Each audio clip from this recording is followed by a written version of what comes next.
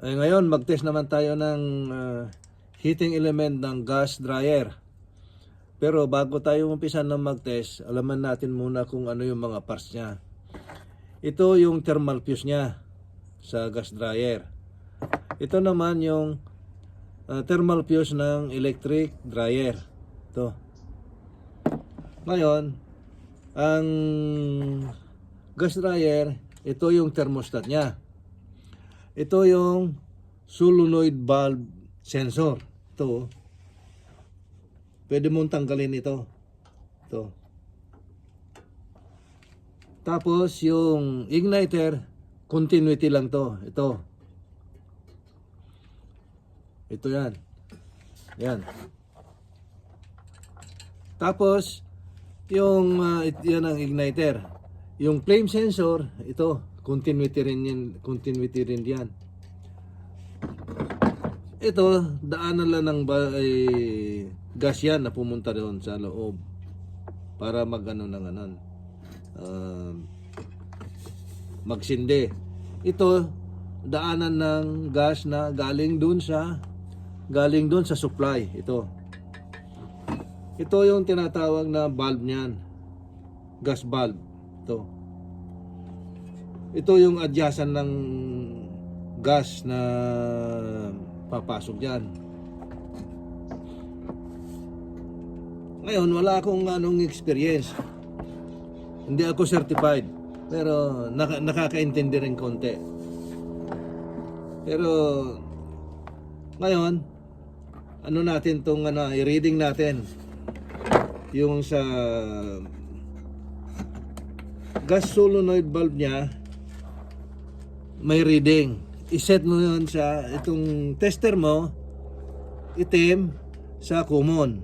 Ito, itim, common ang connection niya. Yan. Common.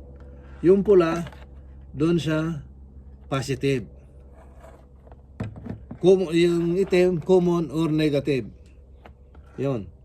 Ngayon, ang natin, itetest natin yung itong tatlo ang socket niyan, may reading yan. Dapat may reading. I-set mo ngayon sa 4K. Kasi wala akong 1K or 3K. 1K ang pinakamababa ko. Times 1K. Ngayon, ang reading niyan is 1 and 2 ay dapat ay 0.300 or to 1,000. Yan, nakita mo yan. Yung 2 and 3 naman is 1,000 to 3,000. Ayan, ang reading niya. 1,875.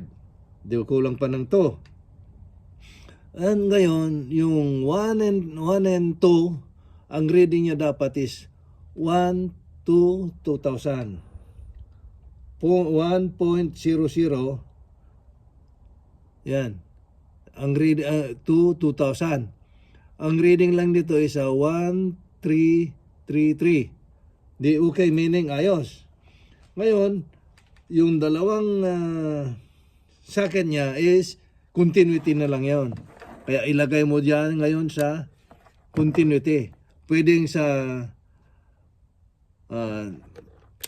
continuity test na walang sa may sa continuity o sa continuity test sa ohms. Pwede yan. Pagka naririnig mo lang naririnig mo yung niyan, yung beep niya. Beep lang yon. Kung sa itong mga ito. Tapos ito naman sa thermostat, beep din yun. Ayun. Kasi yun, yung thermal fuse niya is beep din.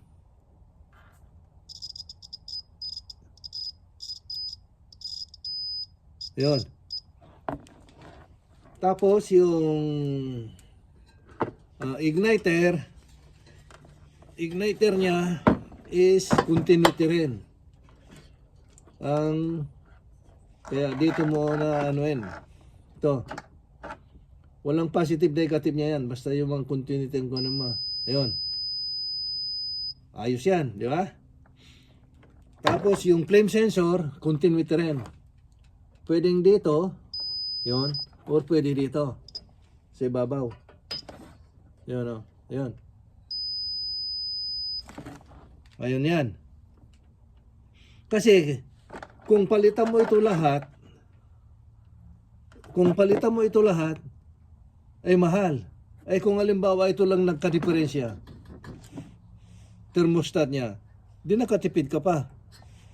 Ngayon, itong mga connection niya yan. Itong tatlo na to, dito. Dito yan. Ganyan. Itong dalawa, dito. Ganyan.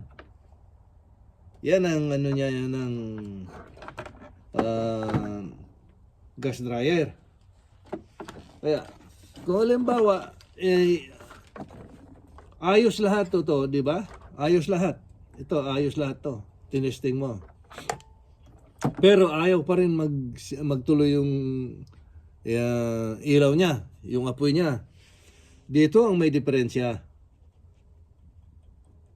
Kasi hindi mo naman masasabi na ito ang may diferensya dahil ginagamit mo dati.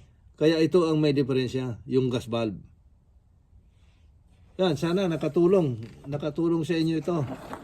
Kung mayroon man akong pagkakamali, sabihin nyo lang para makorek ko yung kamali ko. At kung gusto nyo naman na malaman kung nakakatulong naman to sa inyo, pwede mong like, mag-subscribe kung gusto mong mag-subscribe. Ay kung mayroon kang katanungan, magtanong ka naman o i-share nyo na lang. Kasi ito, hindi ako license. Pero, nagagawa ko rin yung mga ginagawa ng certified. Okay.